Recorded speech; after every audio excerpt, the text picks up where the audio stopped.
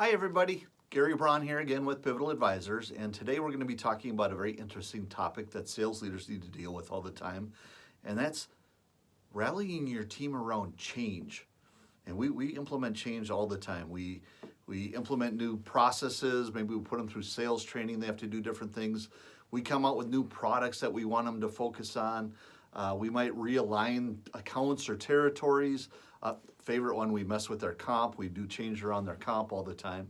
And even with this pandemic that hit, there's all kinds of change that we're doing, trying to get them focused on different things. And guess what?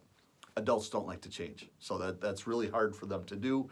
They tend to resist and push back. But there are certain things that you can do as a sales leader to make this better and really rally your team around that change. And the first thing that a lot of people don't do very well, to be honest, is explain why.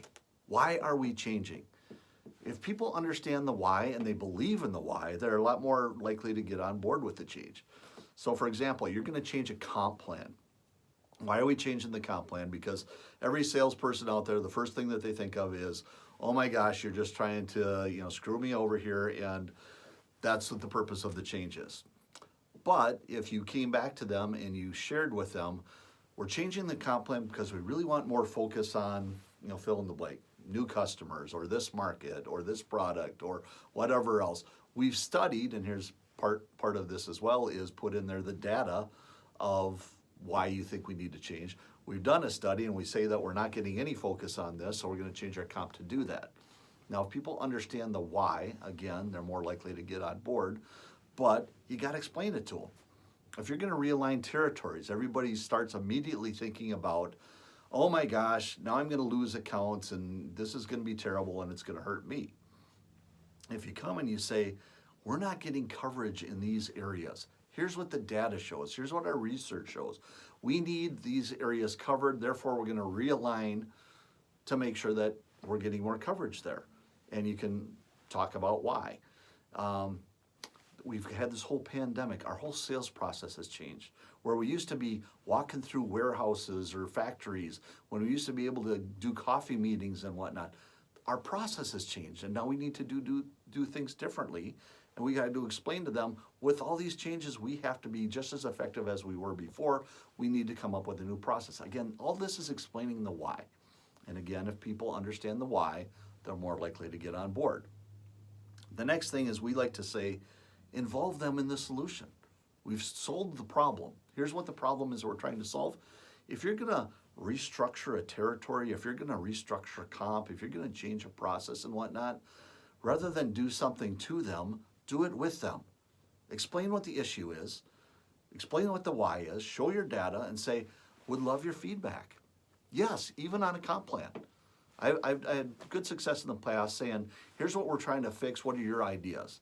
And if you get a rep or two saying, well, we could do this and we could do that, and they get their fingerprints on it just a little bit, they're more likely to get on board.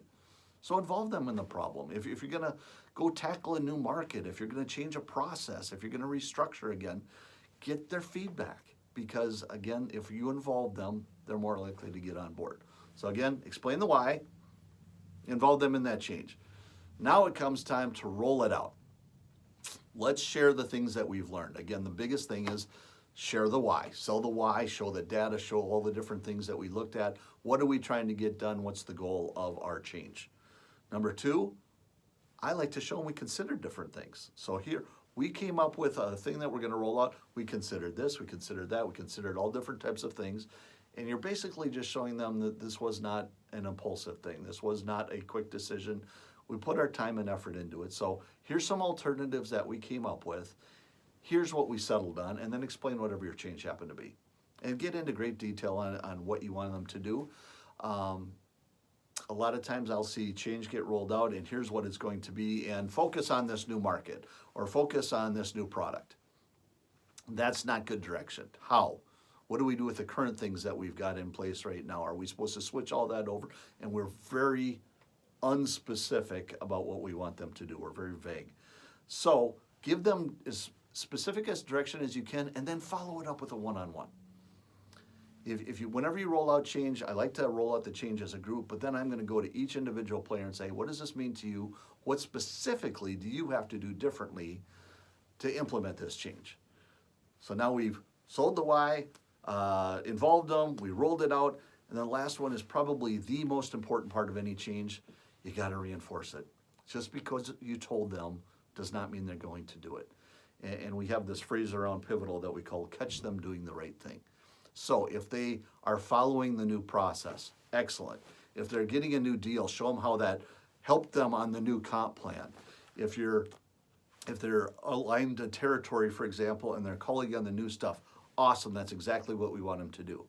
Just personal recognition, thank you, recognizing that they've done the right thing, catching them doing the right thing, that's really how we drive the change. They have to see a reward or recognition, and it doesn't have to be monetary by any means at all, but we have to recognize that they're doing the right thing, and that's how we drive that behavior. So again, explain the why, involve them, get specific when we roll out that change, and reinforce, reinforce, reinforce. That's how you can make change work, and you can even get your team rallied around it. They can, if they see the progress, they're much more likely to embrace that change. If you want to learn more about it, we deal with change all the time at Pivotal Advisors. I'd love to talk to you. Please give us a call or go to our website at pivataladvisors.com. Thanks for watching.